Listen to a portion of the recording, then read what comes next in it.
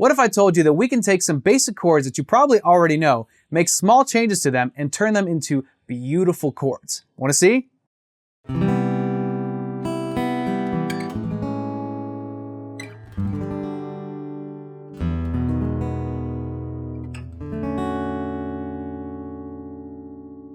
So let's start with the C chord, which by the way is 3rd fret on A string, 2nd fret on D, open G, 1st fret on B, open high E.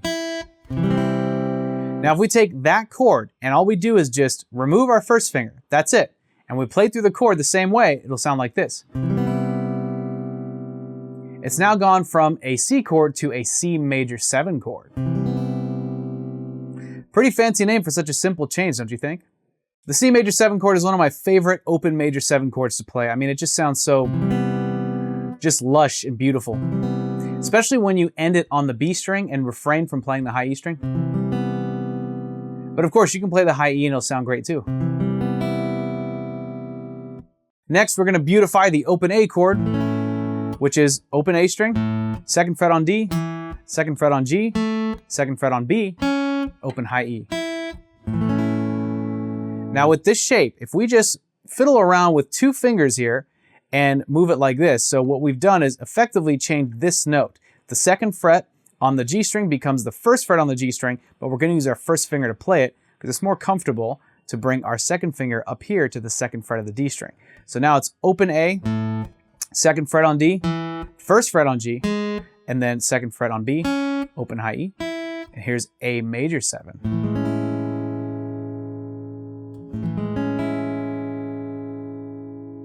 I actually really like to play the A chord going into the A major 7 chord. It just has a very pretty sort of walk about it.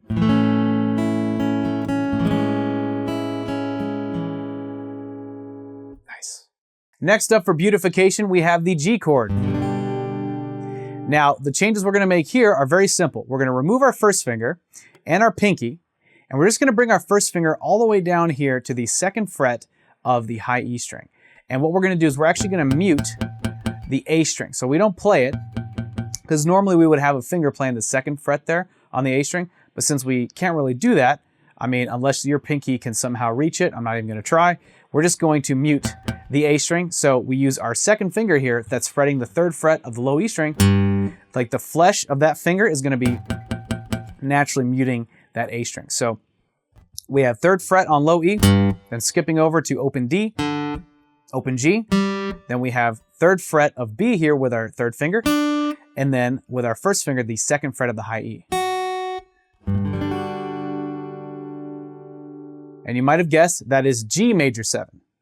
You know, when I first discovered the open G major 7 chord, that was the only way I would play the G chord. Like, I almost never played it like this anymore. I would just play this. It just sounds so much prettier. Now, of course, if you're playing the G chord in the context of a chord progression, the major 7 chords, while beautiful and can definitely enhance a chord progression, they don't always work. So kind of use your ear to determine if, you know, it's good to substitute a normal chord, like say the G chord, with a G major 7 chord, and then let your ears decide if that's the right move. And next up for beautification, we have the E chord, which is open low E, 2nd fret on A, 2nd fret on D, 1st fret on G, open B, open high E. And we're going to turn this into the, you guessed it, E major 7 chord. So what we're going to do is we're going to change up our finger pattern a little bit more than these other chords. What we're going to do is our 3rd finger is going to come up to the 2nd fret of the A string. 1st finger is going to be on the 1st fret of the D string. Oh, there we go. And then our 2nd finger is going to be on the 1st fret of the G string. And we're just going to play all 6 strings just like a normal E chord.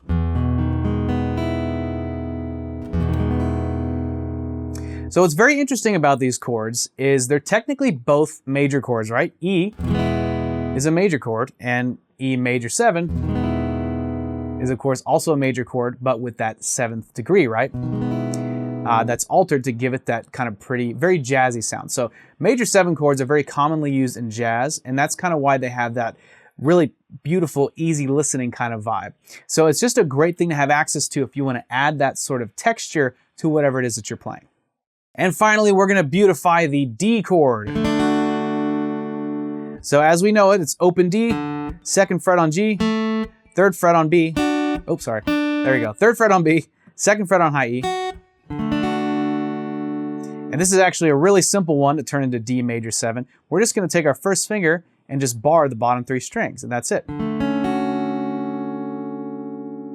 And just like how with the open A chord I showed you a little earlier, I like going back and forth between the regular A chord and the A major 7. Same thing with the D chord. I like to go back and forth between D and D major 7.